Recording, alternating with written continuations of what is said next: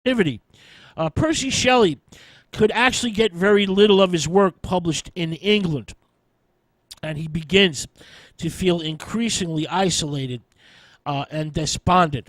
The birth of his youngest son with Mary, Percy Florence, after a series of miscarriages, brightens up his domestic life a bit and inspires him to compose his grandest epic, Prometheus Unbound, a lyrical drama in 4 acts.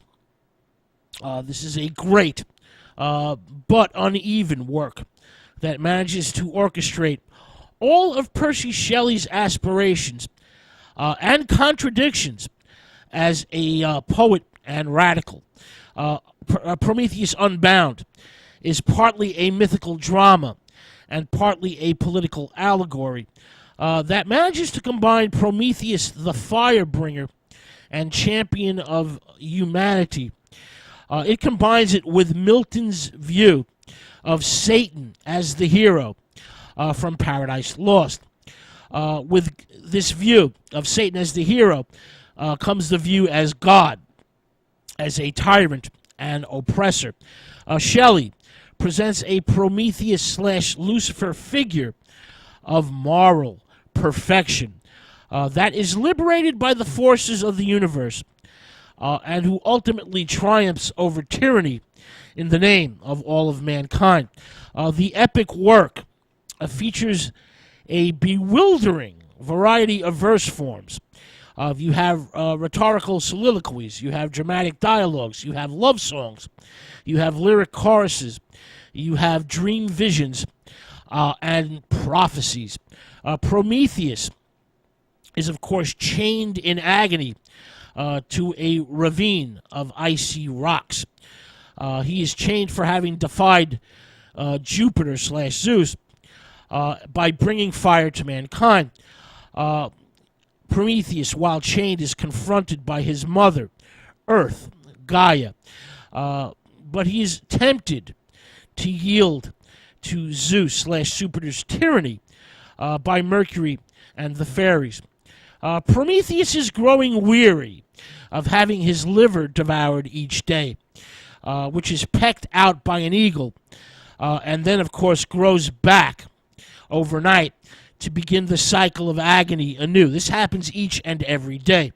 Now, Asia and Pantha, the lovely daughters of the ocean, are determined to release Prometheus.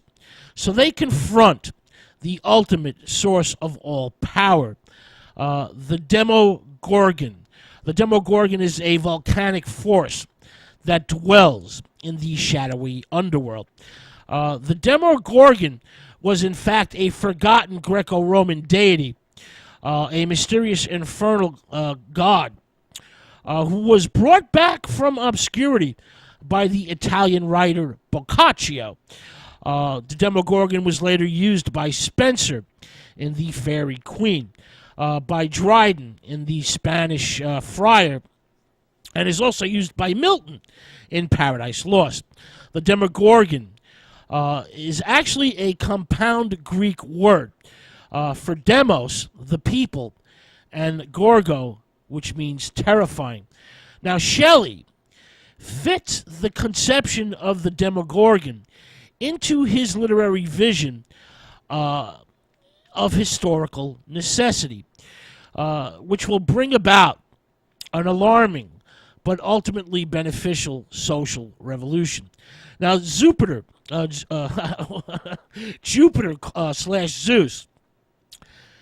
is then abruptly vanquished by the now released Prometheus and by the eruption of the volcanic Demogorgon. Prometheus is then united with his beloved. Their child becomes the spirit of the hour.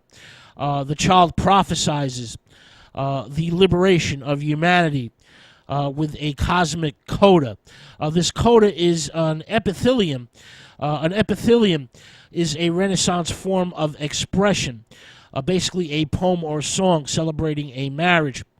The celebration, this epithelium, is sung by a chorus filled with spirits and celestial bodies like the sun, the moon, and the stars.